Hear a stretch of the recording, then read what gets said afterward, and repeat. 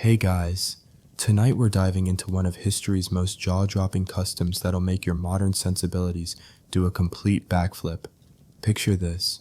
You're a medieval king sitting in your great hall as torchlight flickers across stone walls and an important guest arrives at your castle gates. You roll out the red carpet, offer your finest wine, your best roasted meats, and then, in what might be the ultimate plot twist of hospitality, you casually offer your wife for the evening. Not as a servant or entertainer, but as the crown jewel of your welcome package. You probably won't survive this mental journey back to medieval Europe, where the concept of sharing your spouse wasn't just acceptable, it was expected among the elite. Your 21st century brain is already short-circuiting, isn't it? Well, buckle up, because we're about to explore a world where royal wives were essentially diplomatic gifts with heartbeats. If you're into this kind of soft-spoken time travel, tap like and hit subscribe. It's free, and you're never stuck with it. And hey, drop your location and local time in the comments. I'm curious how you're doing tonight, wherever you are in this wild world. So settle in, let those eyelids get heavy, and prepare to drift back to an era where hospitality had layers you never imagined. Close your eyes and let's step through the mists of time. You find yourself standing in the shadowy corridors of power, where medieval kings ruled not just through force, but through the intricate dance of honor, obligation, and shocking generosity. The year could be 800 AD or 1100 AD. The customs remained hauntingly consistent across centuries. You're witnessing a world where your modern romantic ideals would be as foreign as smartphones. As you observe these royal courts, you quickly realize that everything you thought you knew about medieval marriage is wrapped in fairy tale nonsense. The Disney version of medieval royalty, with its swooning princesses and chivalrous knights, crumbles like ancient parchment when confronted with the brutal political realities of the time. Royal marriages weren't about love. They were strategic alliances written in flesh and blood, and sometimes that flesh was temporary currency. You watch as a Frankish king receives word that a powerful neighboring ruler is approaching for diplomatic talks. The preparations begin immediately, but not the kind you'd expect. Sure, there's the usual flurry of activity, servants preparing the finest chambers, cooks slaughtering the best livestock, wine cellars being unlocked. But then you notice something that makes your stomach drop. The queen herself is being prepared, not just to greet the guest, but to potentially share his bed. The medieval mind operated on principles that would horrify modern sensibilities. Hospitality wasn't just about comfort. It was about demonstrating your absolute commitment to honoring your guest. In a world where breaking guest right could literally damn your soul, kings pushed the boundaries of generosity to almost incomprehensible extremes. Your wife, the mother of your heirs, the woman who shared your throne, she became the ultimate proof of your sincerity. You observe how this twisted logic actually made sense within medieval frameworks. Think about it. What could a king possibly offer that would demonstrate greater trust and respect than his most precious possession?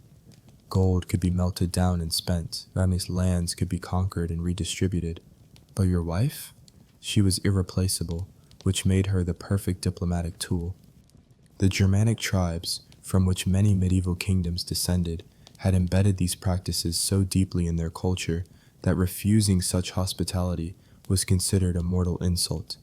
You witness how tribal chieftains and early kings inherited these customs and simply scaled them up to match their royal status. What started as primitive guest customs evolved into sophisticated political theater. You notice how the medieval court buzzes with an undercurrent of tension whenever important guests arrive.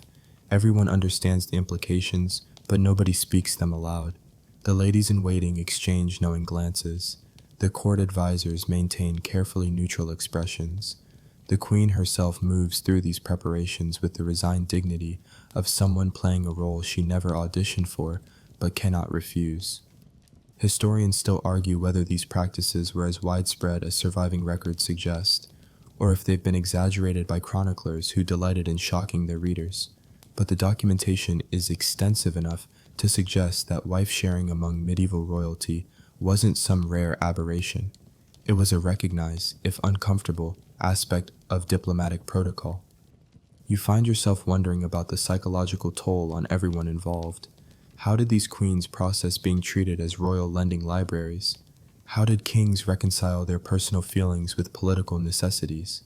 The medieval mind compartmentalized in ways that seem almost sociopathic by modern standards, yet made perfect sense within their honor-based society. The economics of this system reveal themselves as you dig deeper. Medieval kingdoms existed in constant states of semi-warfare, with alliances shifting like sand dunes in windstorms. Every interaction between rulers carried the potential for future conflict or cooperation. In such an environment, the temporary loan of a wife served as both guarantee and threat. A king who had enjoyed such intimate hospitality would be far less likely to wage war against his former host. You observe how these arrangements were often formalized through elaborate rituals that disguised their true nature. Religious ceremonies blessed the honored guest, courtly entertainments provided plausible cover for private meetings, and complex protocols ensured that everyone maintained faith while participating in what amounted to sanctioned adultery. The bizarre reality is that these customs actually strengthened rather than weakened royal marriages in many cases. Queens who successfully navigated these diplomatic demands earned tremendous respect and political influence. They weren't victims, they were partners in an intricate game where their sexuality became a weapon in the arsenal of statecraft. You witnessed conversations between kings and queens that would sound like business negotiations to modern ears. The Duke of Bavaria arrives next week. He'll expect the full hospitality. Of course, my lord. Shall I prepare the blue chamber or the red? These discussions happened with the same casual tone you might use to discuss dinner plans. The most fascinating aspect of this system was how it created networks of intimate obligation across medieval Europe. Kings who had shared such hospitality formed bonds that transcended normal political alliances. These weren't just diplomatic relationships, they were personal connections forged in the most intimate circumstances imaginable. Yet you also observe the moments of genuine human emotion that crack through the political facade. A queen's barely concealed disgust, a king's flash of jealousy quickly suppressed, a guest's uncomfortable awareness that he's participating in something that feels more like coercion than hospitality. These people weren't emotionless chess pieces. They were humans trapped in a system that demanded they sacrifice personal feelings for political survival. The documentation of these practices comes from various sources that paint a consistent picture across different kingdoms and time periods. Court chroniclers, traveling monks, diplomatic correspondence, and legal codes all reference these customs with the matter-of-fact tone reserved for discussing established traditions. What shocks us was simply Tuesday afternoon for them. You realize that understanding these customs requires abandoning every modern assumption about marriage, sexuality, and personal autonomy. Medieval royalty lived in a world where individual desires were subordinated to dynastic necessities, where personal relationships served political functions, and where the most intimate aspects of human connection became tools of statecraft. As you absorb these realities, you begin to understand how medieval kings could rationalize sharing their wives with guests. It wasn't about sexual libertinism or moral corruption. It was about survival in a world where every gesture carried political weight, where honor trumped personal feelings, and where the failure to properly receive a guest could trigger wars that might destroy entire kingdoms. You step deeper into the mists of ancient tradition, where the roots of these shocking customs reveal themselves in the sacred groves and mead halls of Germanic tribes. Long before there were stone castles and crowned kings, there were chieftains who ruled by the strength of their sword arms and the depth of their honor. You're witnessing the birth of practices that would echo through centuries, transforming from tribal customs into royal protocol. The Germanic concept of honor wasn't just a social nicety, it was literally a matter of life and death, bound up with their understanding of the divine order. You observe how these early tribal societies operated on the fundamental principle that a guest was sacred, protected not just by human law, but by the gods themselves. To harm a guest, or worse, to inadequately honor one, was to invite divine retribution that could destroy entire bloodlines. You find yourself in a smoky longhouse somewhere in the forests of what would become Germany, watching as a tribal chief receives word that a neighboring leader approaches seeking alliance. The preparations begin immediately, but they follow patterns that stretch back to the very foundations of Germanic culture. Every aspect of hospitality becomes a religious act, a demonstration of piety toward the gods who watch over all guest right. The wife of the chieftain moves through these preparations with the solemnity of a priestess approaching an altar, because in many ways that's exactly what she is. Germanic religion placed enormous emphasis on the feminine divine, on goddesses who governed fertility, prosperity, and the sacred bonds between tribes. A chieftain's wife wasn't just his partner, she was the living embodiment of his connection to these divine forces. You witness how the arrival of the guest transforms the entire settlement. Children are hushed and sent away. Warriors don their finest armor and weapons, not for battle, but for ceremony. The great fire in the center of the longhouse is built up until it roars like a hungry god. And through it all, everyone understands what may be required before the night ends.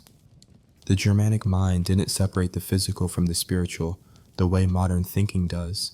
Sexual union wasn't just about pleasure or procreation. It was about the mingling of life forces, the binding of fates, the creation of obligations that transcended individual desires. When a chieftain offered his wife to an honored guest, he was offering more than her body. He was offering his bloodline, his spiritual essence, his very connection to the divine. You observe the intricate rituals that surrounded these offerings. First came the ceremonial welcome.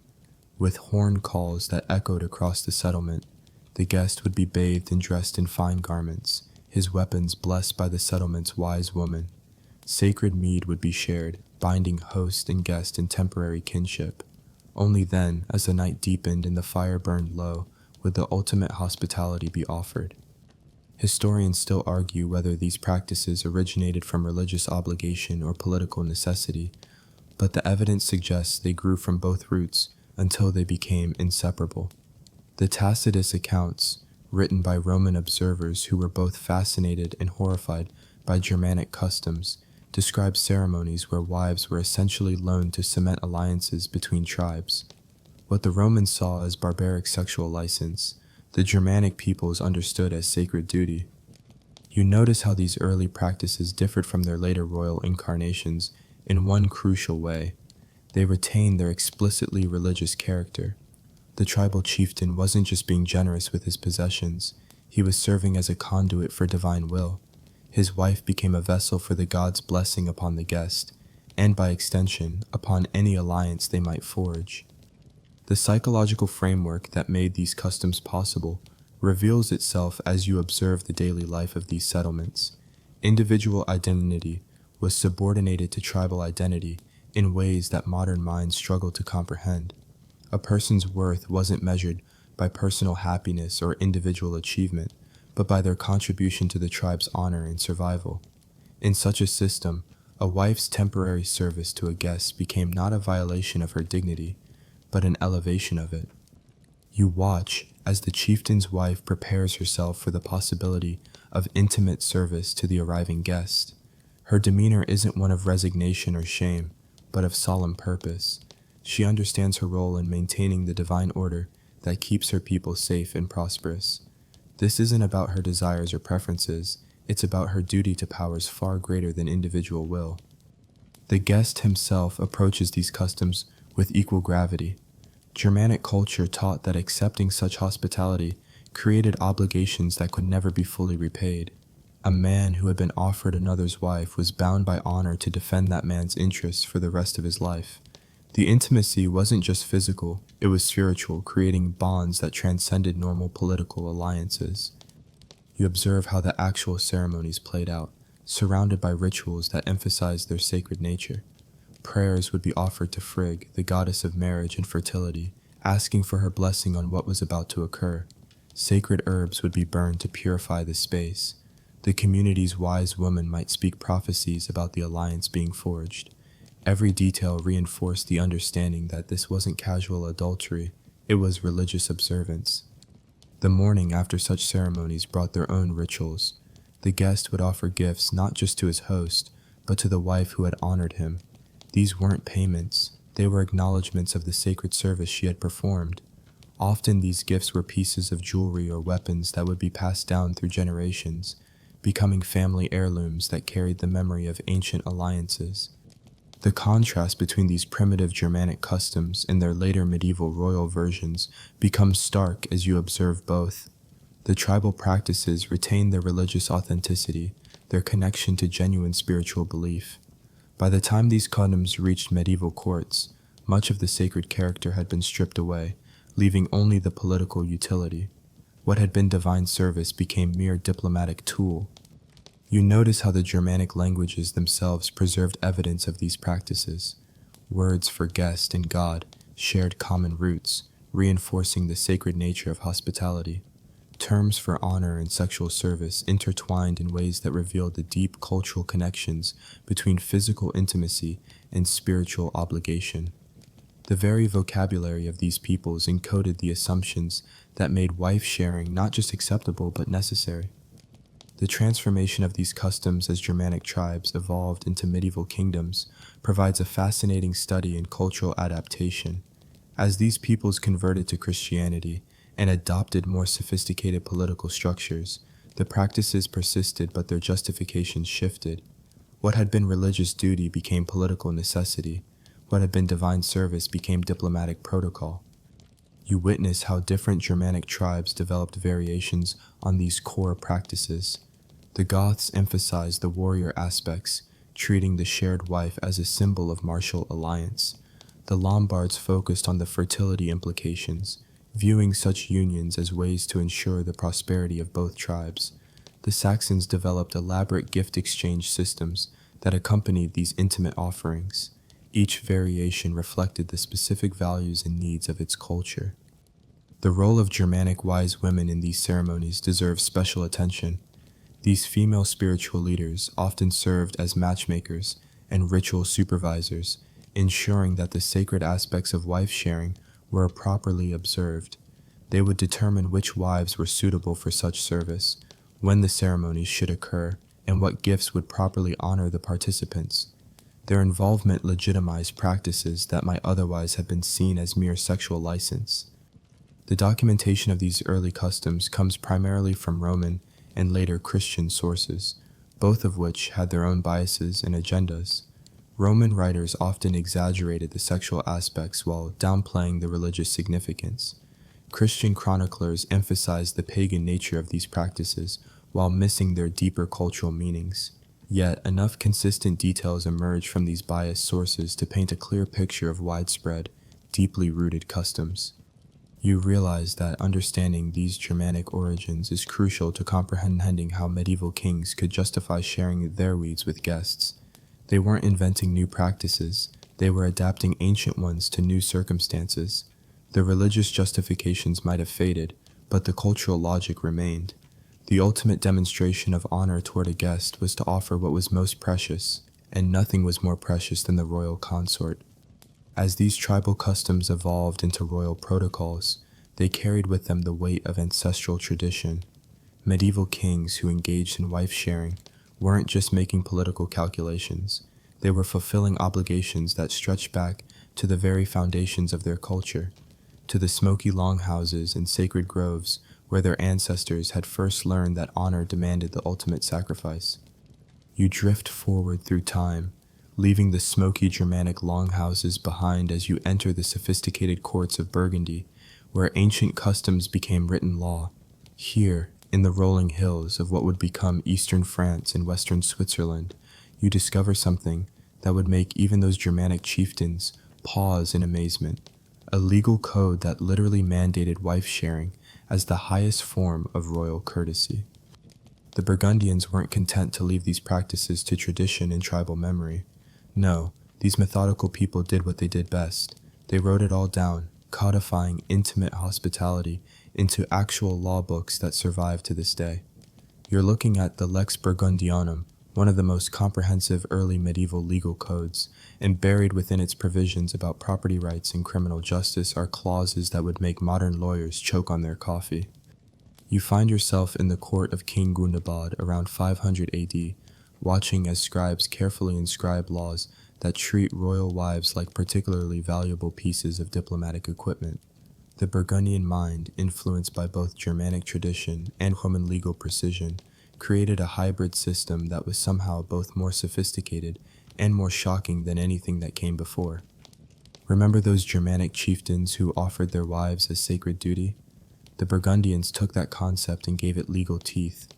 Article 47 of their law code, and yes, they were specific enough to number these things, explicitly states that a king who refuses to offer appropriate hospitality to a fellow ruler, including access to his consort, has committed a legal offense punishable by forfeiture of alliance privileges. You observe how the Burgundian court operates like a well-oiled machine of calculated generosity. When word arrives that the Frankish King Clovis is planning a diplomatic visit, the preparation doesn't begin with military escorts or feast preparations. It begins with legal consultations. Court lawyers actually review the relevant statutes to determine exactly what level of intimate hospitality is required for a guest of Clovis's status. The Burgundian legal mind created distinctions that would be hilarious if they weren't so meticulously documented. Different ranks of guests required different levels of access to royal women. A fellow king rated full conjugal privileges with the queen herself. A duke or major lord might be offered a royal concubine or lady-in-waiting. Lesser nobles got more symbolic gestures, perhaps a dance with the queen or a ceremonial kiss. The entire hierarchy of medieval society was reflected in this bizarre legal taxonomy of intimate hospitality. You watch as Queen Keratin, Gundobad's wife, receives her legal briefing about the approaching Frankish delegation. This isn't a conversation about personal preferences or comfort levels. This is a technical discussion about legal obligations, conducted with the same dry precision you'd expect from a property transfer negotiation. The Queen nods along as court lawyers explain exactly which statutes apply to this particular diplomatic situation. Historians still argue whether the Burgundians were simply being more honest about practices that existed everywhere, or if they were genuinely more extreme in their legalistic approach to wife-sharing. The evidence suggests they fell somewhere in between, taking universal customs and giving them the kind of legal framework that only a people obsessed with written law could create. The psychological toll of living under such a system becomes apparent as you observe the daily dynamics of the Burgundian court. Everyone understands that personal relationships exist at the mercy of legal obligations. Royal marriages aren't just political arrangements, they're legal contracts with built-in infidelity clauses. The modern notion of romantic love wasn't just absent, it would have been legally irrelevant. You notice how the Burgundian queens developed their own strategies for surviving in this system. They formed networks of female allies who could provide emotional support during difficult diplomatic periods. They negotiated private agreements with their husbands about which guests would be accommodated and which might be politely deflected. Some even used their legally mandated intimate access to foreign rulers as opportunities to gather intelligence for their own kingdoms. The economic implications of the Burgundian system reveal themselves as you dig deeper into the legal codes. Wife sharing wasn't just about honor or religious obligation. It was about creating legally binding financial relationships. A king who had enjoyed intimate hospitality was required by law to offer preferential trade terms to his host. These weren't moral obligations, they were contractual requirements enforceable in Burgundian courts. You witnessed the elaborate ceremonies that surrounded these legally mandated encounters. The Burgundians, with their love of procedure and documentation, turned wife-sharing into formal state occasions. Written invitations were issued. Ceremonial gifts were exchanged according to strict protocols. Court scribes actually recorded which foreign dignitaries had been offered which level of intimate hospitality, creating permanent legal records of royal adultery. The most surreal aspect of the Burgundian system was how it treated these arrangements as perfectly normal business transactions. Court records from the period discuss royal wife-sharing with the same matter-of-fact tone used for grain shipments or tax collection. Item: Queen provided conjugal service to Duke of Alemannia 3 nights, gifts received as specified in Code Section 12, legal obligations of alliance thereby satisfied. The contrast between the sanitized modern fairy tale version of medieval courts and the bureaucratized reality of Burgundian sexual diplomacy couldn't be more stark. Disney's version of medieval romance evaporates completely when confronted with legal documents that treat royal wives as renewable diplomatic resources. These weren't stories of forbidden love and secret affairs. They were state-sponsored adultery with proper paperwork. You observe how other medieval courts reacted to the Burgundian system. Some were horrified by the explicit legalization of what they preferred to keep as unwritten custom. Others were impressed by the clarity and efficiency of having formal rules for such arrangements. The Visigothic court actually borrowed several Burgundian legal principles, though they were more discreet about implementing them. The religious implications of legalizing wife-sharing created enormous tension as Christianity spread through medieval Europe. You watch as Burgundian court theologians perform impressive mental gymnastics to reconcile their legal codes with Christian teaching. They argue that, since the law requires these arrangements, they cannot be sinful.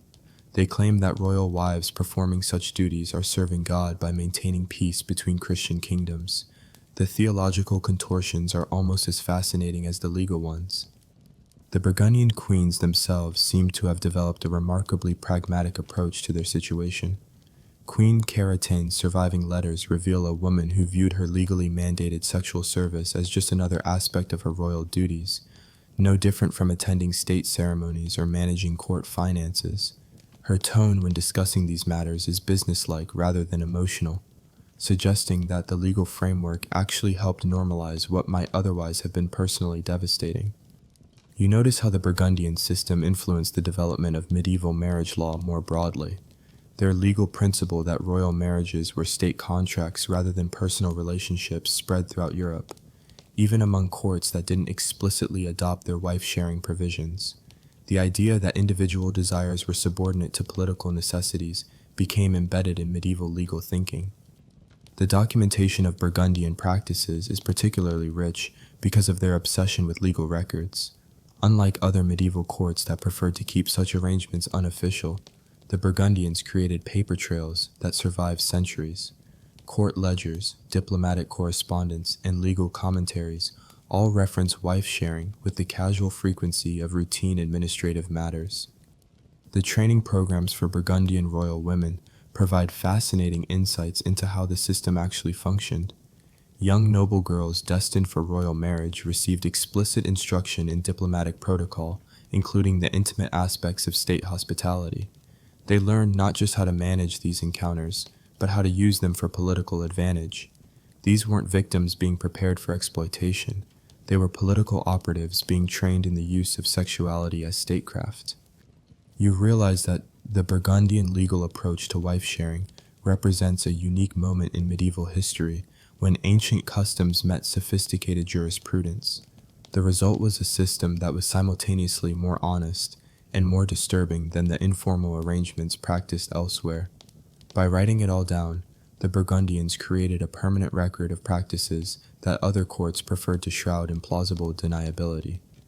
As you absorb these legal realities, you begin to understand how wife-sharing evolved from Germanic religious custom into sophisticated political tool.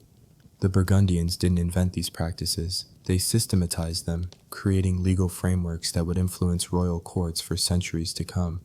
What had been sacred duty became civil obligation, documented and regulated with the same precision applied to tax law. You move forward from the legalistic halls of Burgundy into the broader medieval world, where royal bedchambers became the secret battlegrounds of international diplomacy. Here, in the most intimate spaces of medieval castles, you witness how queens and their temporary partners forged alliances that would reshape the map of Europe. The bed wasn't just furniture, it was a negotiating table where flesh served as both currency and contract. The political genius of using royal wives as diplomatic instruments becomes crystal clear as you observe how these arrangements actually functioned in practice.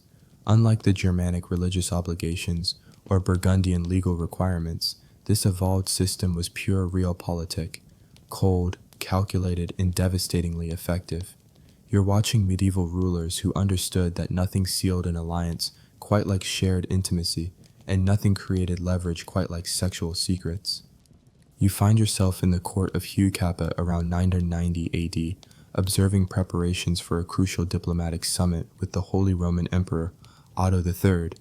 The fate of disputed territories along the Rhine hangs in the balance, and traditional negotiations have reached an impasse. But Hugh has a weapon that Otto's armies cannot counter: Queen Adelaide, whose beauty and intelligence have become legendary across medieval Europe. The preparations for this diplomatic seduction unfold with military precision.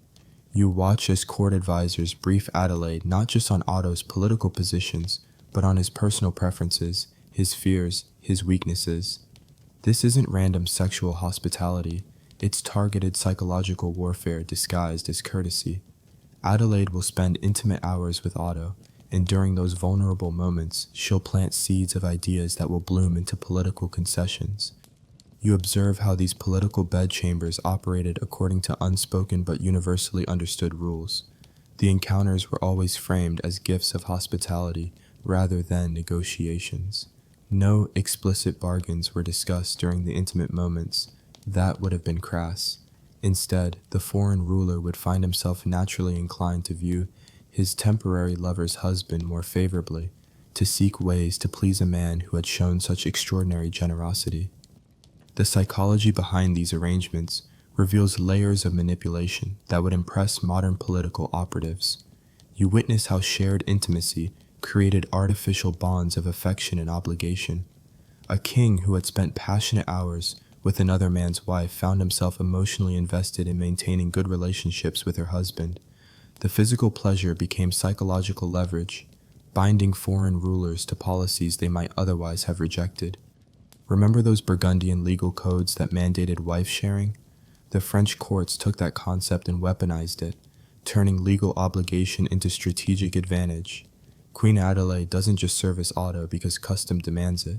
She seduces him because France needs his cooperation on trade routes through the Alps. Every caress serves a political purpose. Every whispered endearment advances French interests. You notice how successful queens in this system developed remarkable skills in compartmentalization. Adelaide moves seamlessly between her roles as loving wife to Hugh, diplomatic seductress to Otto, and shrewd political operator advancing French interests. She maintains emotional boundaries that allow her to perform intimate acts without compromising her primary loyalties. It's psychological sophistication that modern diplomats might envy. The intelligence-gathering opportunities provided by these intimate encounters proved invaluable to medieval courts. You watch as Adelaide skillfully extracts information from Otto during their private moments together. Pillow talk becomes state intelligence as foreign rulers, relaxed and unguarded after physical intimacy, reveal strategic plans they would never discuss in formal negotiations. These royal wives weren't just sexual partners, they were espionage assets. Historians still argue whether these arrangements represented female empowerment or exploitation within medieval contexts. The evidence suggests both interpretations have merit. Queens like Adelaide gained enormous political influence through their intimate diplomatic roles, but they also faced pressures and dangers that their male counterparts never experienced. The bedchamber politics cut both ways, offering power at the cost of personal autonomy. The economic implications of these political bedchambers extended far beyond simple alliance building.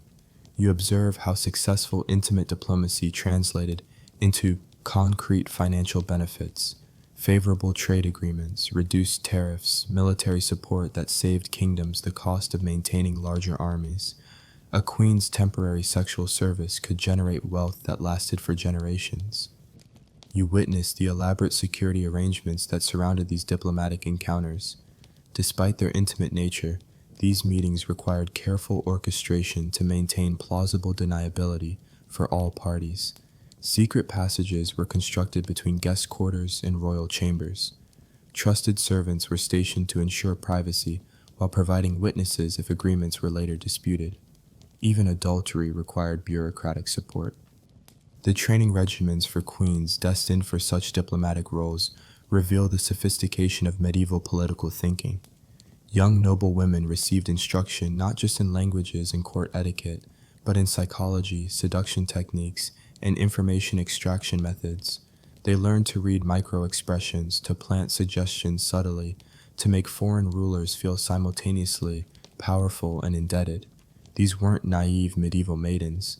They were psychological warriors trained for intimate combat. The contrast between public medieval morality and private political reality becomes stark as you observe these systems in operation. Publicly, these same courts proclaim Christian values of marital fidelity and sexual purity. Privately, they operated sophisticated networks of sexual diplomacy that would make modern intelligence agencies blush. The hypocrisy was breathtaking, but it was also remarkably effective. You notice how different medieval kingdoms developed their own variations on political bedchamber diplomacy. The Byzantine Empire created elaborate protocols for imperial wives serving foreign dignitaries, complete with ceremonial procedures and gift exchanges. The English courts preferred more informal arrangements that could be denied if necessary. The German principalities developed systems of rotating diplomatic concubines to preserve royal marriages while maintaining political flexibility. The documentation of these practices requires reading between the lines of medieval chronicles and diplomatic correspondence. Court writers couldn't explicitly describe sexual diplomacy, but they developed coded language that informed readers understood. References to private consultations, intimate conferences, and personal diplomacy all carried specific meanings in medieval political discourse. The most successful practitioners of bedchamber politics achieved legendary status in medieval courts. Queen Emma of Normandy, who used intimate diplomacy to secure English support for Norman expansion, became a model for later royal women.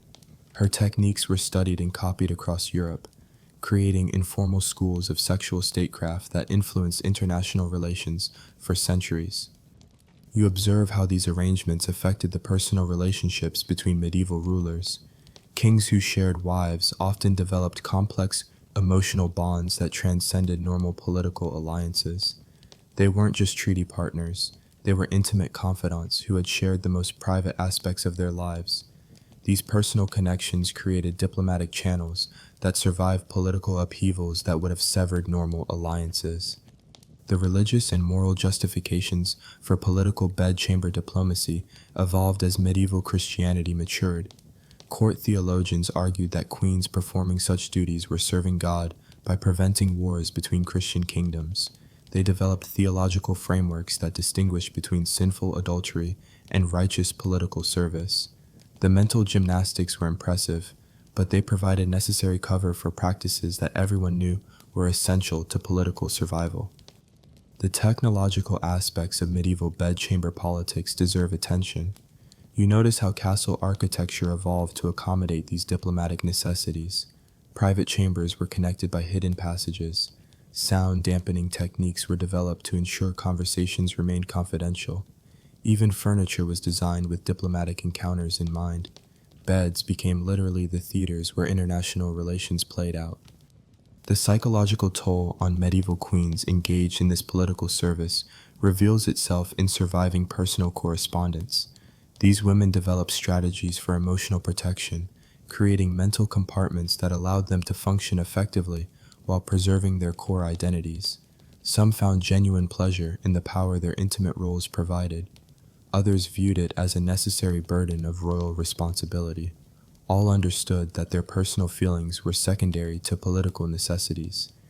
As you absorb these realities of medieval political bedchambers, you realize that you're witnessing the origins of modern diplomatic thinking. The principles of leverage, influence, and personal relationship building that govern international relations today were first developed in the intimate chambers of medieval castles, where royal wives served as both ambassadors and weapons in the endless game of political survival. You journey westward now, leaving behind the calculated politics of French courts to enter the mist-shrouded realm of Celtic kings, where wife-sharing took on an almost mystical quality that would have bewildered even those sophisticated Burgundian lawyers. In the Emerald Hills of Ireland, the windswept highlands of Scotland, and the ancient kingdoms of Wales, you discover a tradition so deeply woven into the fabric of Celtic culture that it became the ultimate expression of royal generosity. The Celtic mind approached wife-sharing from an entirely different angle than their continental cousins. While the Franks calculated political advantage and the Burgundians drafted legal codes, Celtic kings viewed offering their wives as the supreme demonstration of their realm's wealth and abundance. You're witnessing a culture where hospitality wasn't just custom, It was cosmic duty, reflecting the king's role as earthly representative of the gods themselves. You find yourself in the great hall of King Nile of the Nine Hostages around 400 AD, watching as preparations begin for the arrival of a delegation from the rival kingdom of Connaught. The flickering firelight reveals something remarkable. While other medieval courts might debate the political wisdom of wife-sharing, the Celtic mind never questioned it. To refuse such hospitality would be to admit that your kingdom lacked the abundance that marked divine favor. The Celtic understanding of royal wives reveals profound differences from their European counterparts. You observe how Queen Mongfine moves through the preparations with an air of almost religious solemnity. In Celtic tradition, the queen wasn't just the king's consort, she was the embodiment of the land itself, the physical manifestation of the kingdom's fertility and prosperity. To offer her to an honored guest was to literally share the essence of the realm. Celtic mythology reinforced these practices in ways that made them seem not just acceptable, but necessary. You witness how the court bards recite ancient tales of gods and goddesses who shared their divine partners with worthy heroes, creating bonds that ensured the prosperity of both mortal and immortal realms. These weren't just stories, they were instruction manuals for proper royal behavior, divine precedents that made human wife-sharing not just permissible but mandatory. The ritual aspects of Celtic wife-sharing ceremonies reveal a sophistication that puts other medieval courts to shame. You watch as Druids, the ancient Celtic priests who still wielded enormous influence even after Christianity's arrival, conduct elaborate blessing ceremonies that transform political necessity into sacred act. Sacred springs are consulted, omens are read in the flight of ravens, and the very spirits of the land are invoked to bless the union. Remember those Germanic chieftains who treated wife-sharing as religious duty? The Celts took that concept and elevated it to cosmic significance. You observe how King Niall doesn't just offer Queen Mongfine to the Connaught delegation leader. He presents her as the living spirit of Irish soil, the goddess Eerie made flesh. The sexual encounter becomes a mystical marriage between the guest and the land itself. The economic logic behind Celtic wife-sharing reveals itself through the lens of their unique social structure. Celtic kingdoms operated on principles of reciprocal obligation that created webs of mutual dependence across tribal boundaries. You witness how a king who received intimate hospitality became not just an ally, but a spiritual guardian of his host's realm, bound by mystical ties that transcended normal political relationships. You notice how Celtic queens developed their own traditions around these sacred duties. They formed sisterhoods with other royal women, sharing techniques not just for managing intimate encounters, but for channeling spiritual energies during these mystical unions. These weren't support groups for victims. They were professional associations for priestesses performing cosmic functions. The Celtic approach to wife-sharing created some of the most beautiful and disturbing poetry in medieval literature. You observe court bards composing verses that celebrate queens who sacrifice their personal desires for the spiritual welfare of their kingdoms. These poems treat sexual service to foreign guests as heroic acts comparable to warriors dying in battle, elevating royal adultery to the level of martyrdom. Historians still argue whether Celtic wife-sharing practices were more or less exploitative than their continental counterparts, but the evidence suggests a crucial difference. Celtic culture provided genuine spiritual frameworks that gave these arrangements transcendent meaning. While a Frankish queen might endure diplomatic seduction for political necessity, a Celtic queen could find genuine purpose in serving as a conduit for divine blessing. The contrast between romanticized modern Celtic imagery and the harsh realities of ancient practice becomes stark as you dig deeper. Popular culture portrays Celtic queens as fierce warrior women who would never submit to such arrangements, but historical evidence reveals a more complex reality. These women were indeed powerful, but their power often expressed itself through willing participation in practices that modern sensibilities find abhorrent. You witnessed the elaborate gift exchanges that accompanied Celtic wife-sharing ceremonies. The foreign guest didn't just receive intimate hospitality.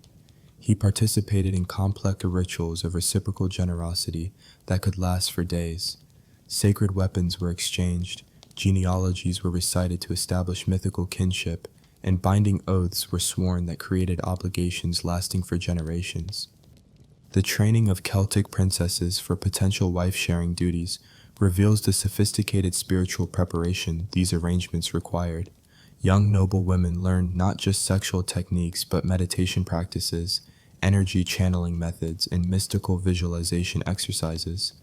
They were taught to view intimate service as communion with divine forces, transforming what might have been traumatic experiences into spiritual practices. The role of Celtic wise women in these ceremonies deserves special attention. These powerful female druids served as spiritual directors for wife-sharing rituals, ensuring that the mystical aspects were properly observed. You observe how they guide queens through preparatory ceremonies that include purification rites, blessing rituals, and the invocation of goddess spirits who would inhabit the queen's body during intimate encounters. The documentation of Celtic practices comes primarily from later Irish and Welsh chronicles, many written by Christian monks who were simultaneously fascinated and horrified by pre-Christian customs.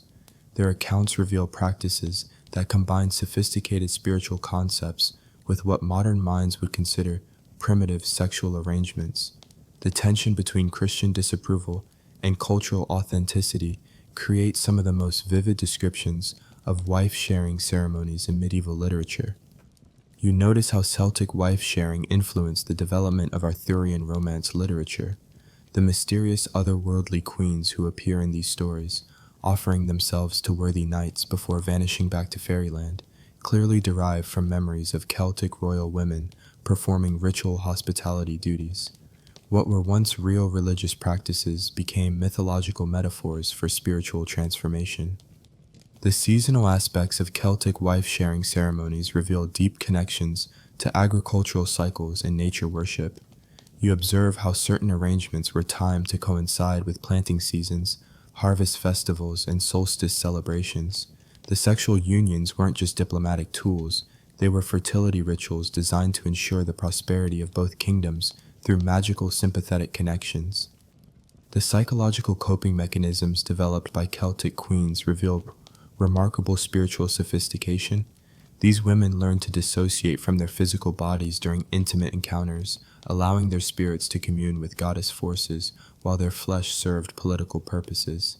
It was a form of sacred prostitution that transformed exploitation into empowerment through mystical practice. The influence of Celtic wife-sharing traditions extended far beyond the British Isles, through the extensive networks of Celtic migration and cultural exchange. You witness how Celtic nobles who married into continental royal families brought these practices with them, introducing mystical elements to the more pragmatic, wife-sharing customs of Frankish and Germanic courts. The evolution of Celtic practices as Christianity gained dominance reveals the remarkable adaptability of these ancient customs. Rather than disappearing, they transformed, with Christian queens taking on roles as mystical intercessors who served foreign guests as acts of holy charity.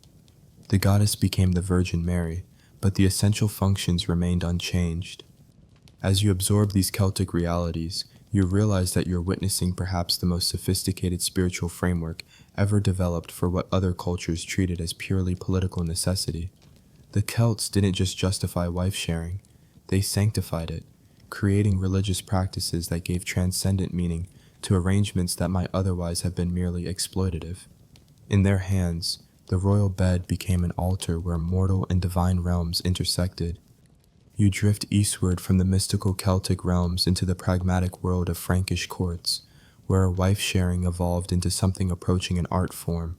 Here, among the Merovingian and Carolingian dynasties that would eventually give birth to modern France and Germany, you witness how ancient customs became refined diplomatic instruments wielded with surgical precision by some of medieval Europe's most sophisticated political minds.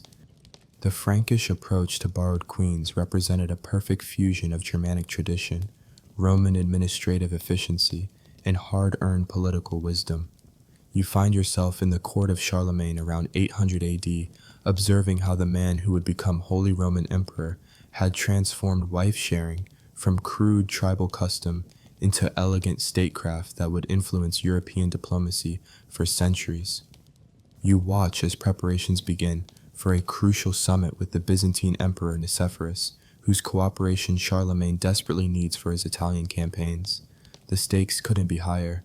Failure to secure Byzantine neutrality could doom Charlemagne's imperial ambitions. But the Frankish court possesses a secret weapon that Byzantine gold cannot match. Queen Hildegard, whose beauty and intelligence have become legendary from Constantinople to Cordoba. The Frankish innovation wasn't in the practice itself.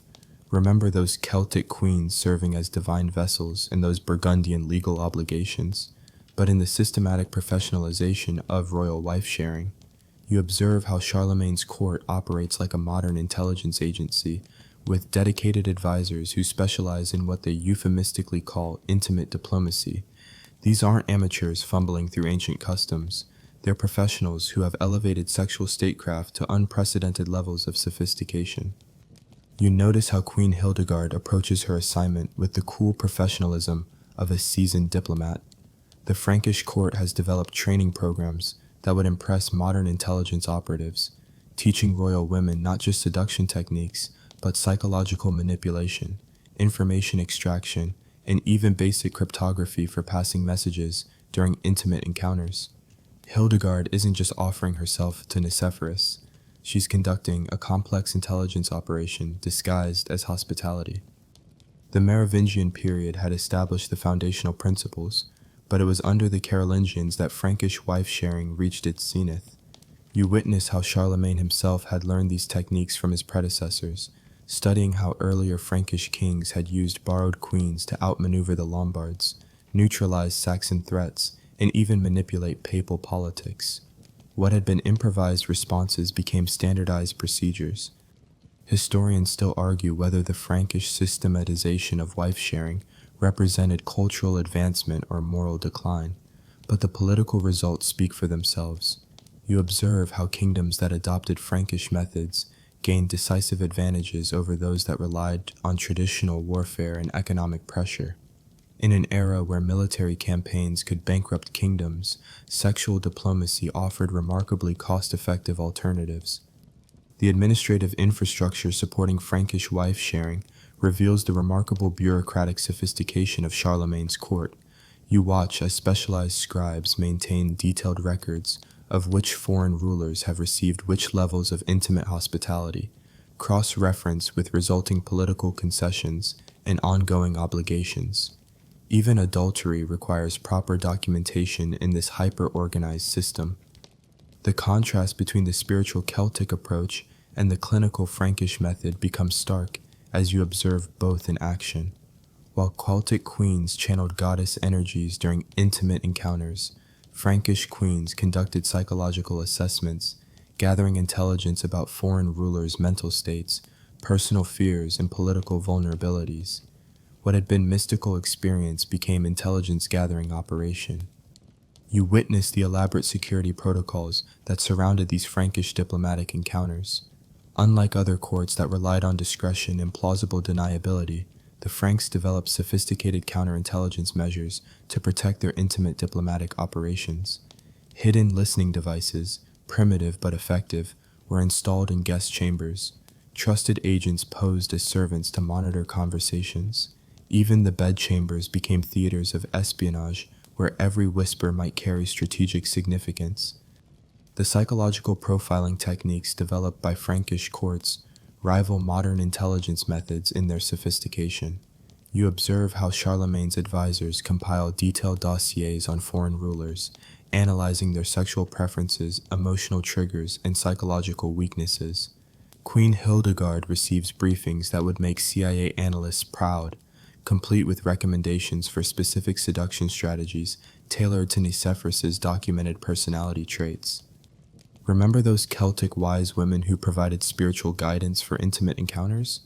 The Franks replaced them with what can only be described as sexual strategists, advisors who combined psychological expertise with political acumen to design intimate encounters that would achieve specific diplomatic objectives. These weren't religious ceremonies. They were carefully orchestrated psychological operations. The economic calculations behind Frankish wife-sharing reveal the remarkable cost-effectiveness of sexual diplomacy. You witness how Charlemagne's accountants actually calculate the return on investment for intimate diplomatic missions, comparing the cost of maintaining a sophisticated queen-sharing program with the expenses of military campaigns or economic bribes. The numbers are startling. A successful intimate encounter could yield political concessions worth more than entire armies. The training regimens for Frankish queens represent perhaps the most comprehensive preparation programs in medieval Europe. You observe how young noble women destined for royal marriage receive education that encompasses languages, psychology, seduction techniques, cryptography, and even basic medical knowledge for managing the physical demands of diplomatic service. These aren't innocent medieval maidens. They're highly trained operatives prepared for intimate warfare. You notice how the Frankish system influenced marriage customs throughout medieval Europe. The concept that royal wives were diplomatic assets rather than merely personal companions spread to courts across the continent, fundamentally altering how medieval nobility viewed marriage itself. What had been personal relationships became strategic partnerships designed to serve state interests. The documentation of Frankish practices is particularly rich because of their administrative obsession with record keeping. Unlike other courts that preferred to keep such arrangements unofficial, the Franks created detailed archives that survived centuries. Diplomatic correspondence, court records, and administrative accounts all reference wife sharing with matter-of-fact precision that makes these practices seem almost routine. The technological innovations developed by Frankish courts for supporting intimate diplomacy deserve special mention. You observe how castle architects designed specialized quarters for visiting dignitaries, complete with hidden passages, acoustic dampening, and even primitive recording devices for capturing conversations. The physical infrastructure of medieval diplomacy evolved to accommodate these sexual negotiations. The religious justifications developed by Frankish court theologians reveal impressive theological creativity. They argue that queens performing intimate diplomatic service are following the example of biblical heroines like Esther, who used their sexuality to save their people. The theological framework provides moral cover for practices that might otherwise conflict with Christian teaching about marital fidelity. You witness how successful Frankish intimate diplomacy sessions unfold with choreographed precision. Every detail is planned in advance. The timing of approaches, the selection of wines to lower inhibitions, the strategic placement of conversation topics designed to elicit specific information. These encounters aren't spontaneous romantic interludes. They're carefully orchestrated intelligence operations disguised as passionate affairs. The influence of Frankish methods extended far beyond their own territory, through the extensive networks of political marriage that connected medieval European courts.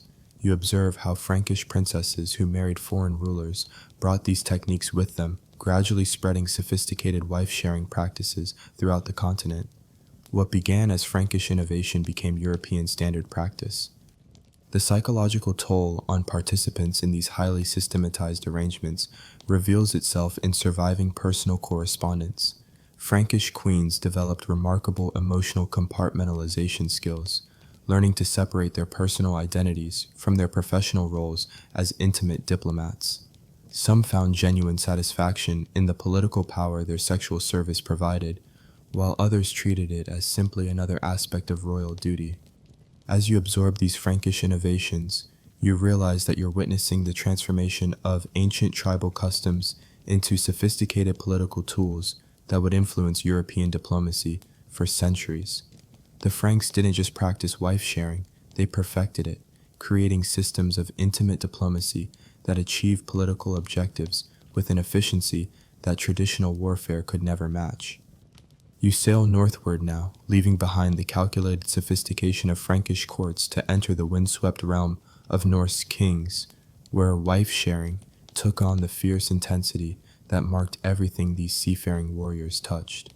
In the great halls of Denmark, Norway, and Sweden, you discover traditions that made even those methodical Franks seem restrained by comparison.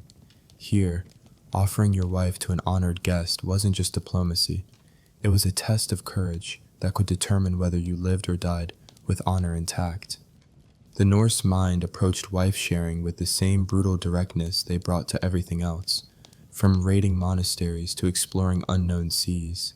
You find yourself in the mead hall of King Harold Bluetooth around 950 AD, watching preparations for the arrival of Olaf Tryggvason, the legendary Viking king whose reputation for both battlefield prowess and bedroom conquest precedes him like a storm front.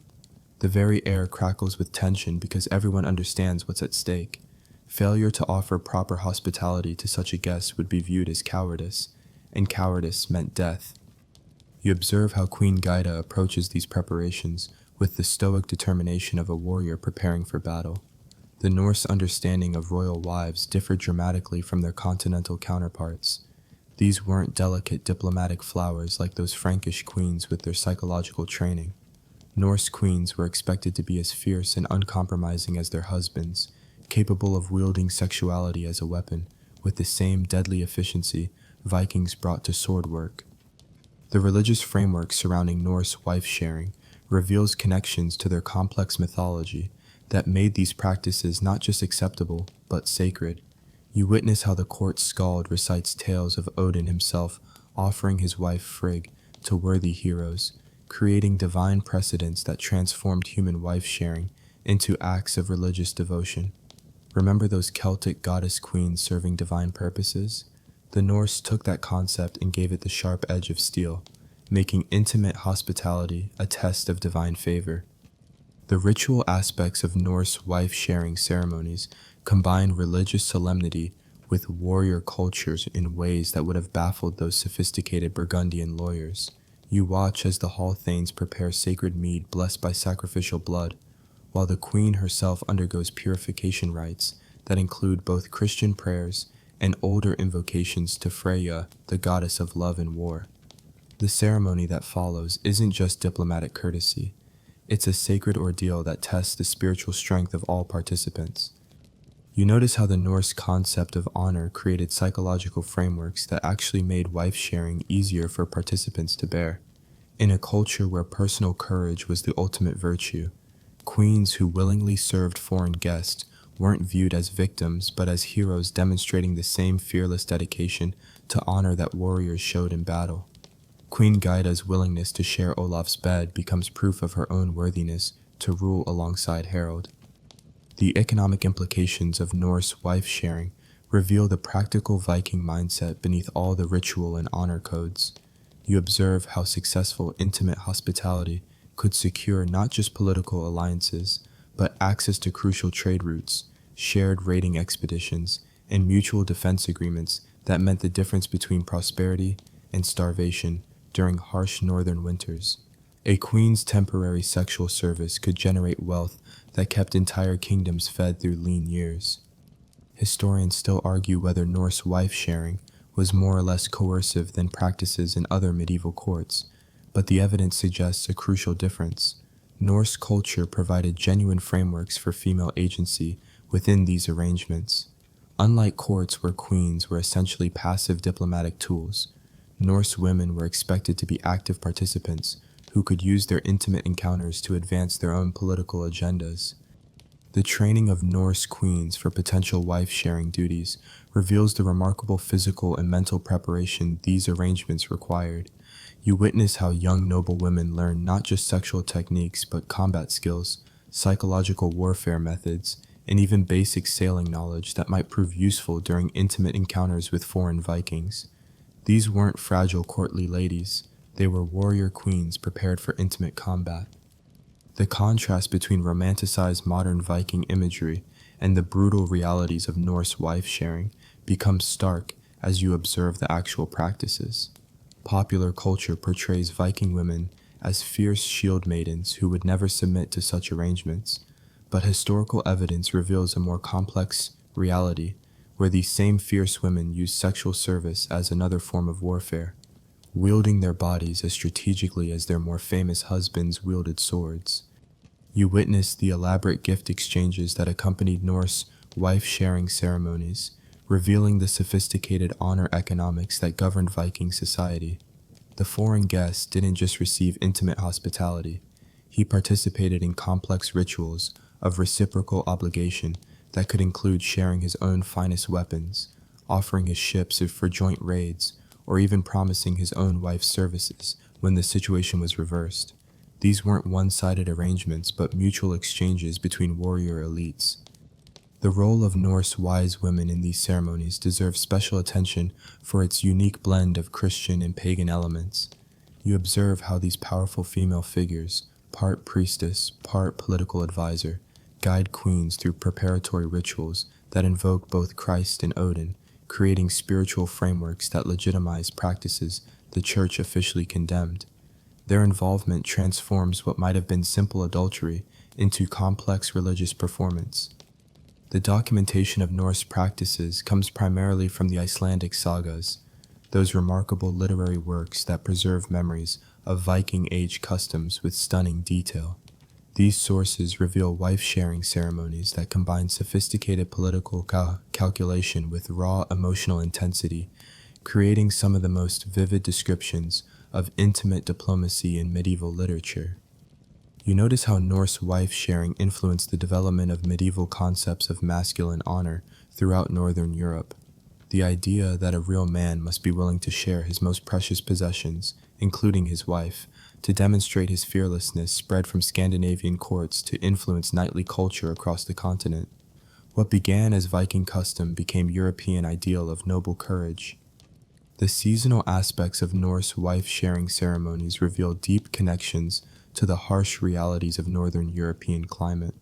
You observe how these arrangements were often timed to coincide with winter gatherings when travel between kingdoms was impossible, creating extended periods of intimate diplomacy that could last for months. The long northern nights provided ample opportunity for the kind of intensive relationship building that these arrangements required. The psychological coping mechanisms developed by Norse queens reveal remarkable mental toughness that reflected their warrior culture. These women learned to approach intimate encounters with the same strategic mindset they brought to managing raids, estates, and blood feuds. They viewed sexual service not as victimization, but as another form of combat where victory meant advancing their kingdom's interests. The influence of Norse traditions extended far beyond Scandinavia through the extensive Viking trading and raiding networks that connected Northern Europe with the Byzantine Empire, the Islamic world, and even North America. You witness how Norse nobles who established kingdoms in England, Ireland, France, and Russia brought these wife-sharing customs with them, introducing Viking concepts of honor-based intimate hospitality to new territories. The evolution of Norse practices as Christianity gained dominance reveals the remarkable adaptability of Viking culture. Rather than abandoning wife-sharing entirely, Norse courts developed hybrid customs that maintained the essential honor functions while adopting Christian vocabulary and symbolism. The result was a uniquely Scandinavian form of intimate diplomacy that combined pagan practicality with Christian morality. The technological innovations developed by Norse courts for supporting intimate diplomacy reflect their maritime culture's emphasis on practicality and efficiency. You observe how Viking longhouses were designed with specialized private chambers that could be quickly converted for diplomatic encounters, complete with secret passages that allowed queens to move unseen between their own quarters and guest areas. The medical knowledge possessed by Norse queens reveals another aspect of their remarkable preparation for intimate diplomatic service. These women learned herbal contraception techniques, disease prevention methods, and even basic surgical skills that might prove necessary during extended intimate encounters with foreign guests who might carry unfamiliar ailments. As you absorb these Norse realities, you realize that you're witnessing perhaps the most psychologically healthy approach to wife-sharing in medieval Europe. The Viking framework of honor and mutual obligation created systems where participants could find genuine meaning and even empowerment in arrangements that other cultures treated as necessary evils. In Norse hands, the royal bed became another battlefield where skilled warriors, both male and female, fought for their people's survival and prosperity. You witness now one of medieval history's most fascinating conflicts as the expanding power of Christian clergy collides head-on with centuries of entrenched royal wife-sharing tradition. The scene shifts from those Norse mead halls where queens served guests with warrior pride to the stone monasteries and cathedral schools where horrified monks struggled to reconcile their moral teachings with the shocking realities of how medieval kings actually conducted diplomacy. The church's initial encounters with royal wife-sharing practices created theological crises that would reverberate through Christian doctrine for centuries. You find yourself in the scriptorium of the Abbey of Cluny around 1050 AD, watching as Brother Adamar frantically scribbles letters to Rome, describing customs that seem to mock everything Christianity teaches about marriage and fidelity. His quill trembles as he tries to find Latin words adequate to describe the systematic sexual diplomacy he's witnessed at the court of King Henry III of France. You observe how the church's horror at these practices wasn't just moral, it was existential. Christianity had staked its entire authority on the sanctity of marriage as a divine sacrament, an unbreakable bond between one man and one woman, blessed by God himself. The casual lending of royal wives to foreign guests didn't just violate Christian teaching, it made a mockery of the church's most fundamental claims about human sexuality and divine will. The theological contortions performed by medieval clerics attempting to address wife-sharing reveal the desperate creativity of minds trying to square impossible circles. You witness how Archbishop Lanfranc of Canterbury develops elaborate arguments distinguishing between voluntary charitable service and sinful adultery, creating doctrinal loopholes that would make modern lawyers envious. Remember those Burgundian legal codes that systematize wife-sharing? The church was forced to develop equally systematic theological responses. The contrast between official Christian teaching and practical political reality becomes stark as you observe the daily struggles of medieval clergy. Publicly, they preached sermons condemning adultery and praising marital fidelity. Privately, they served as chaplains in courts where queens routinely bedded foreign dignitaries as acts of state policy. The cognitive dissonance drove some clerics to nervous breakdowns and others to remarkable feats of theological gymnastics. You notice how different regions of the church developed varying responses to royal wife-sharing based on their political circumstances. The papal court in Rome, relatively insulated from barbarian customs, could afford to take hard-line positions condemning all such arrangements, but bishops serving in kingdoms where these practices were essential to political survival found themselves forced to develop more flexible interpretations of Christian doctrine. The church's attempts to provide alternative forms of diplomatic hospitality reveal their genuine desire to preserve both Christian morality and political stability. You observe how Bishop Fulbert of Chartres proposes elaborate ceremonies where royal wives could honor foreign guests through symbolic rather than sexual service, ritualized foot washing, ceremonial gift-giving, and sacred dances that maintain diplomatic courtesy without violating marriage vows. Historians still argue whether the church's opposition to wife-sharing was primarily moral or political, but the evidence suggests both motivations intertwined in complex ways. Christian clergy genuinely believed these practices offended God, but they also recognize that undermining royal sexual diplomacy would reduce the church's own political influence. Condemning practices that kings considered essential to survival was a dangerous game that could backfire spectacularly. The documentation of early Christian responses to wife-sharing comes primarily from monastic chronicles and episcopal correspondence, sources that reveal the genuine shock and confusion of clerics encountering customs that seem to invert everything they thought they knew about proper Christian behavior.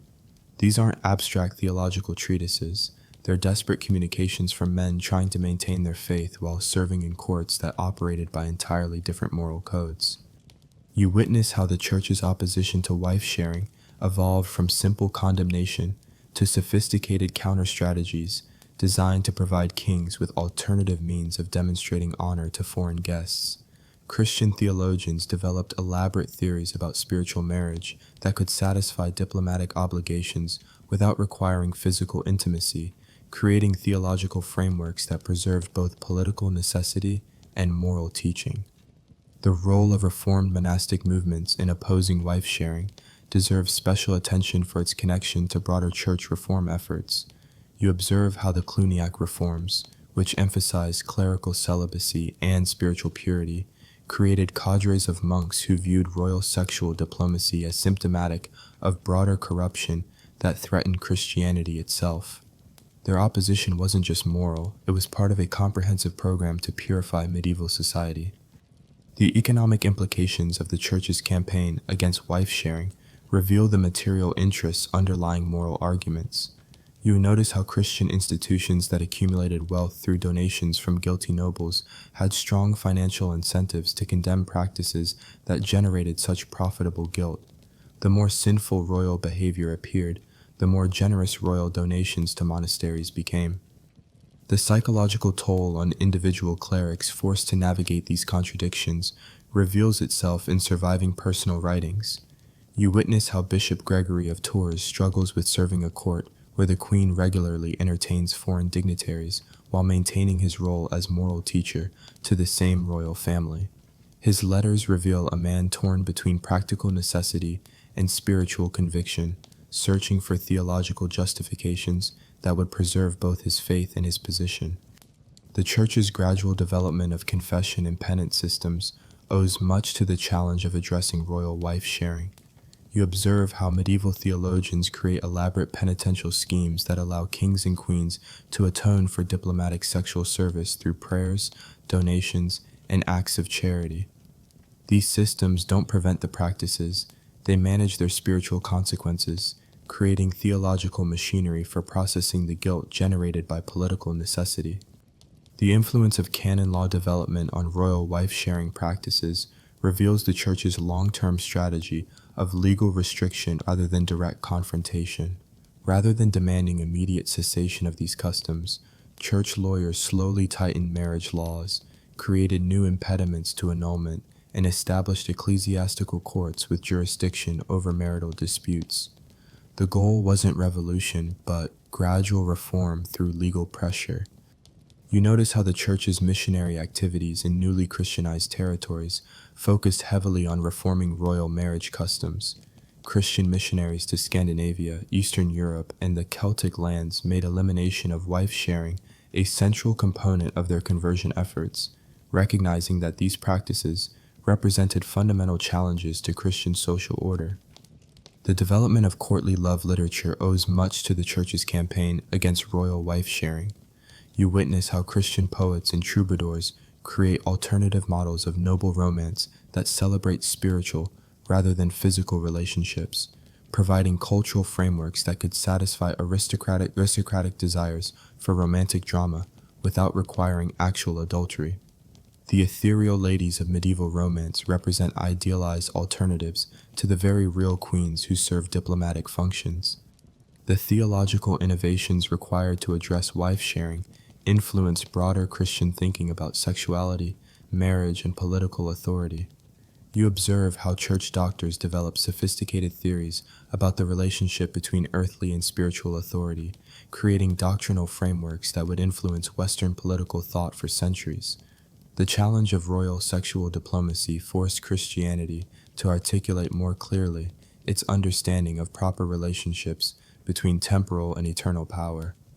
The role of female religious figures in opposing wife-sharing deserves special mention for its unique perspective on these practices.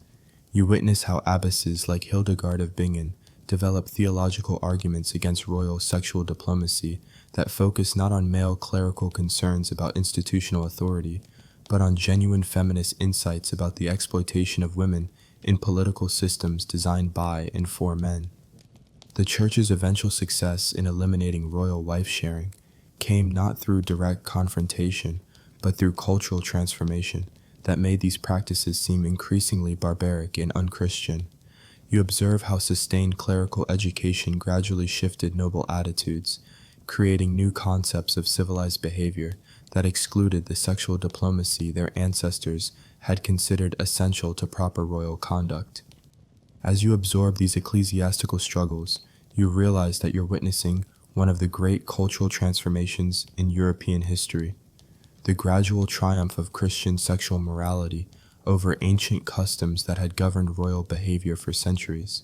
The Church's horrified response to wife-sharing ultimately succeeded not through force, but through the fine work of moral education that slowly convinced medieval nobles that their ancestors' diplomatic customs were incompatible with Christian civilization.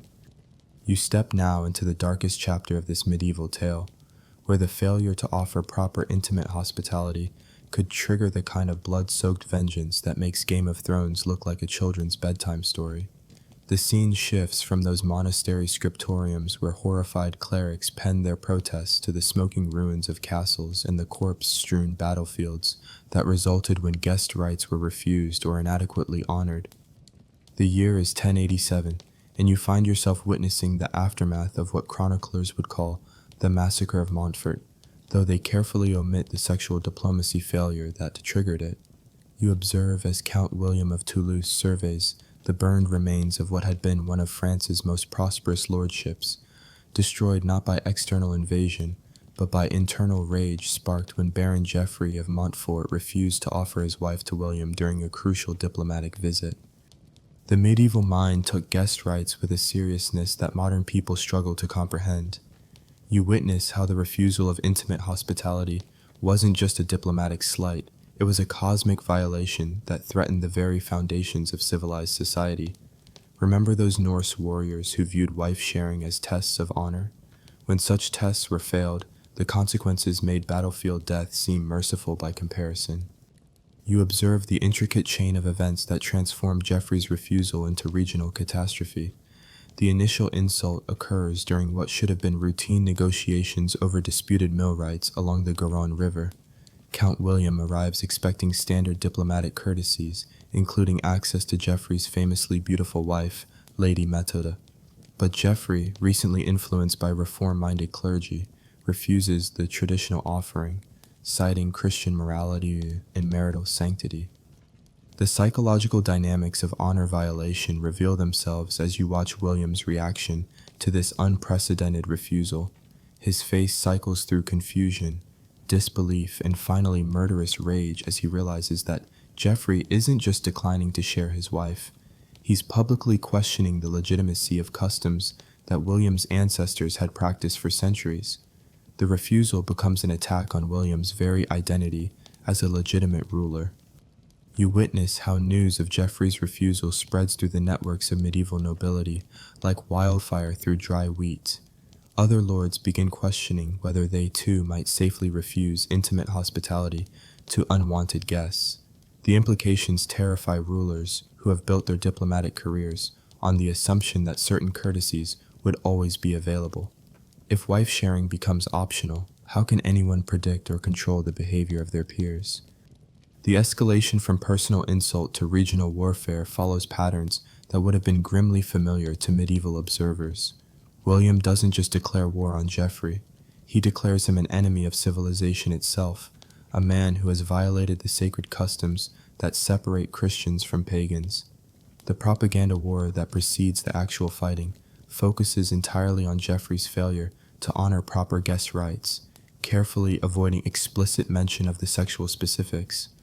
Historians still argue whether the destruction that follows was proportionate to the initial offense, but medieval honor codes provided clear guidance. Failure to offer proper hospitality to a peer was equivalent to declaring war, and war justified any level of retaliation necessary to restore proper order. You observe how this logic transforms a marital dispute into a holy crusade against social disorder. The military campaign that destroys Montfort reveals the sophisticated alliance systems that supported medieval wife-sharing customs.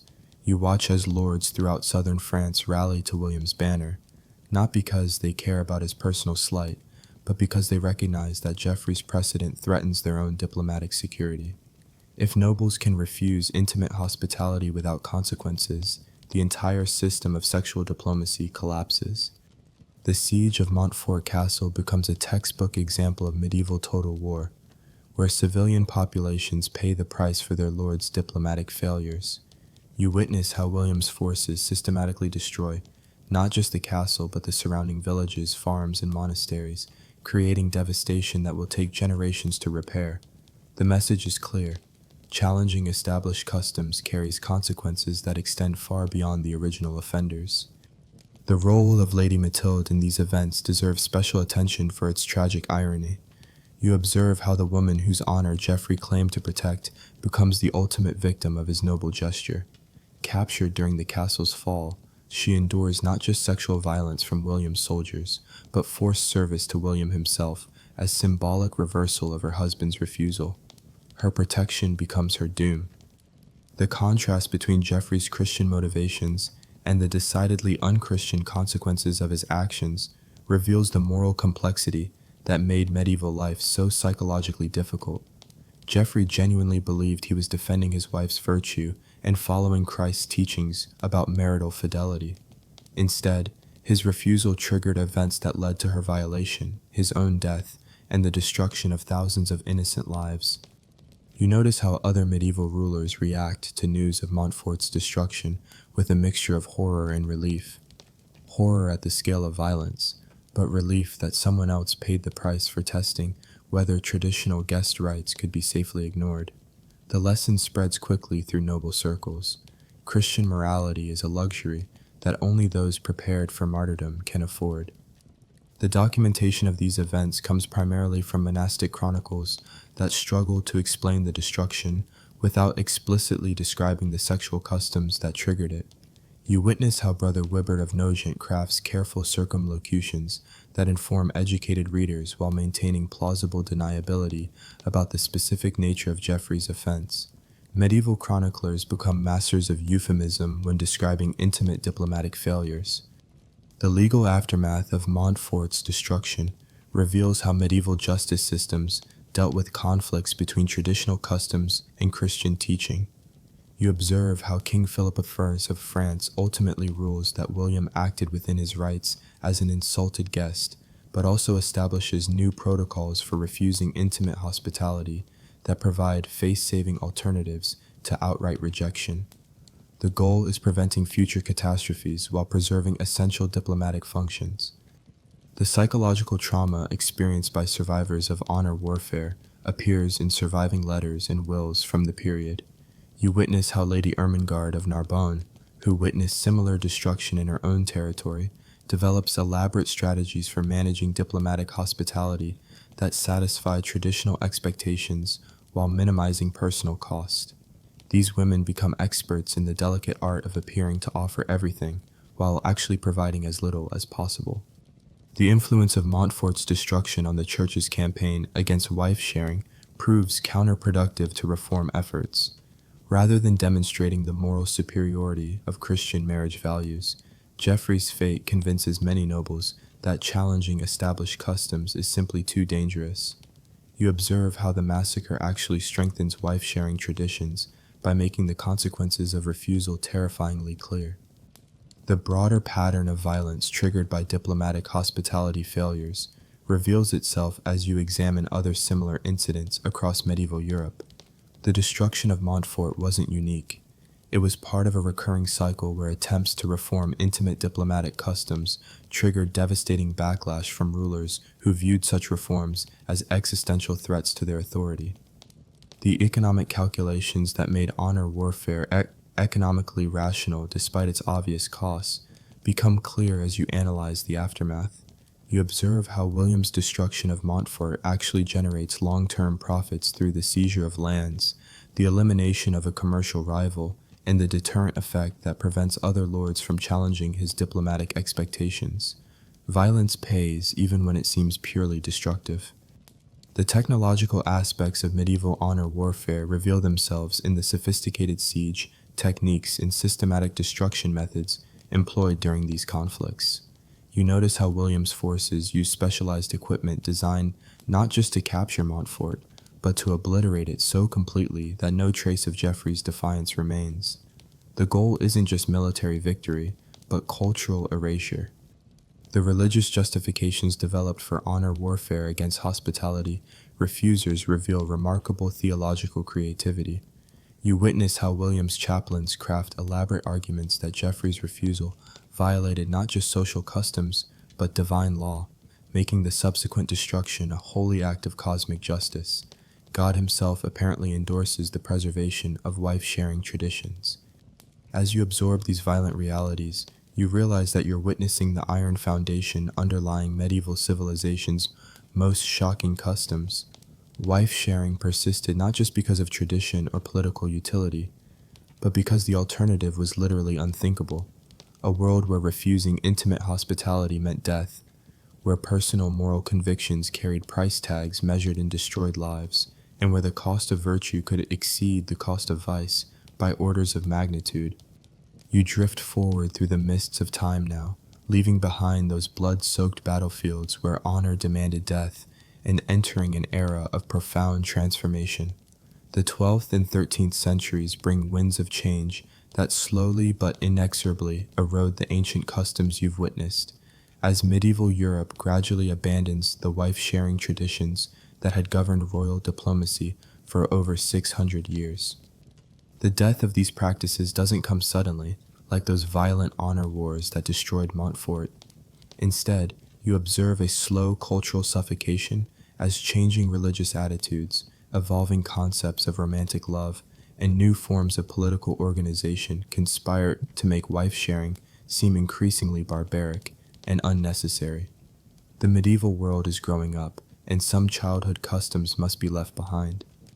You find yourself in the court of King Louis VII of France around 1150, witnessing one of the last great diplomatic wife-sharing ceremonies in Western European history. The occasion is a crucial summit with Emperor Frederick Barbarossa, whose support Louis desperately needs for the Second Crusade. Yet, even as Queen Eleanor of Aquitaine prepares to fulfill her traditional diplomatic duties, you sense something different in the air, a reluctance, a questioning, a growing awareness that perhaps there are other ways to conduct international relations.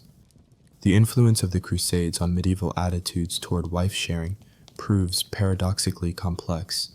You observe how the religious fervor that drives thousands of Europeans to fight for the Holy Land also creates new concepts of Christian purity that make sexual diplomacy seem increasingly incompatible with holy warfare. How can Christian kings who've taken vows to liberate Christ's tomb continue practices that their own chaplains condemn as adultery? The rise of courtly love literature plays a crucial role in transforming noble attitudes toward marriage and sexuality. You witness how the romantic poetry of troubadours and minnesingers creates new ideals of spiritual rather than physical love, offering alternative models of noble relationships that don't require wives to serve as diplomatic currency. Remember those Celtic queens who channeled goddess energies? The new literature transforms them into ethereal ladies whose virtue lies precisely in their unavailability. You notice how the church's long campaign against wife-sharing finally begins bearing fruit as a new generation of nobles emerges who've been educated from childhood in reformed Christian values. These younger rulers haven't inherited the deep cultural assumptions that made their ancestors view intimate hospitality as natural and necessary. To them, offering wives to guests seems not honorable, but primitive. The economic changes sweeping through medieval Europe also contribute to the decline of wife-sharing customs. You observe how the growth of commercial cities, the expansion of monetary systems, and the development of professional diplomatic corps provide alternative means of conducting international relations. Why risk the psychological complications of sexual diplomacy when you can achieve the same political results through trade agreements and cash payments? Historians still argue whether the abandonment of wife-sharing represents moral progress or cultural loss, but the evidence suggests the transformation reflects broader shifts in medieval civilization. The feudal world that had made these practices necessary was giving way to more centralized monarchies with professional administrations that could conduct diplomacy through formal channels rather than intimate personal relationships. The role of Eleanor of Aquitaine in this transformation deserves special attention, as her experiences with diplomatic sexual service apparently convinced her that such customs had outlived their usefulness. You witness how her influence on both French and later English courts helps establish new protocols for royal hospitality that maintain diplomatic courtesy while avoiding intimate complications. Her personal resistance to wife-sharing customs influences a generation of European queens. The gradual replacement of Germanic honor codes with Christian chivalric ideals creates new frameworks for understanding masculine virtue that don't require sharing wives to demonstrate courage. You observe how the emerging chivalric literature celebrates knights who protect rather than share their ladies, creating alternative models of honor that make wife-sharing seem not brave but cowardly, the behavior of men who can't properly defend their women. The influence of canon law reforms on royal marriage customs reveals the church's long-term strategy, finally achieving success.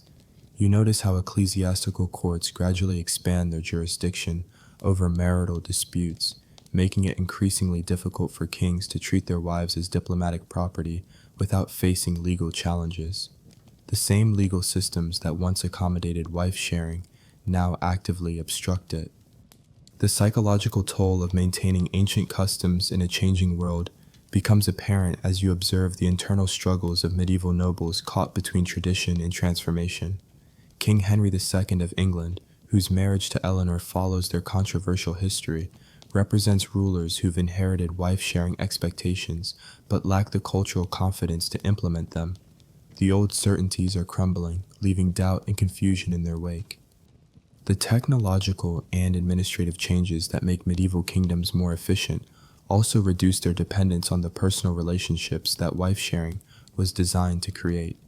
You witness how professional diplomats, written treaties, and formal alliance systems provide more reliable methods of international cooperation than the intimate bonds forged in royal bedchambers.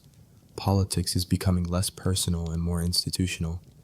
The contrast between the brutal realities of early medieval wife-sharing and the romanticized nostalgia that begins developing for these simpler times reveals how quickly cultural memory sanitizes uncomfortable truths.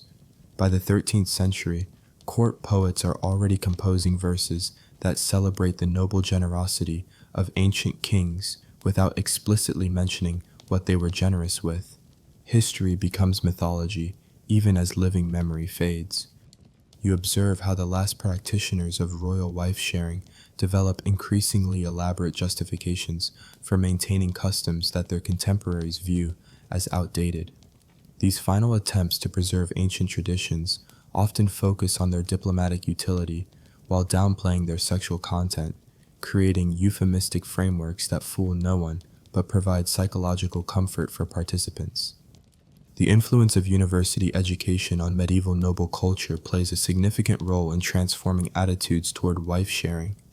You witness how young nobles educated in cathedral schools and emerging universities develop more sophisticated understanding of politics, law, and ethics that makes their ancestors' customs seem crude and unnecessary. Education becomes the enemy of tradition. The role of merchant culture in undermining feudal customs deserves special mention for its indirect but powerful influence on royal behavior. You notice how the growth of commercial cities creates alternative models of wealth and power that don't depend on land-based feudal relationships. Successful merchants don't share their wives to maintain business partnerships. They rely on contracts and credit. Their example suggests other possibilities. The gradual feminization of royal courts through the influence of powerful queens and noble ladies creates cultural environments less conducive to wife-sharing practices. You observe how courts dominated by strong female personalities develop social norms that emphasize women's dignity and autonomy rather than their utility as diplomatic tools. The presence of powerful women makes it harder to treat other women as property. The development of more sophisticated diplomatic protocols provides face-saving alternatives to intimate hospitality that allow rulers to maintain honor while avoiding sexual complications.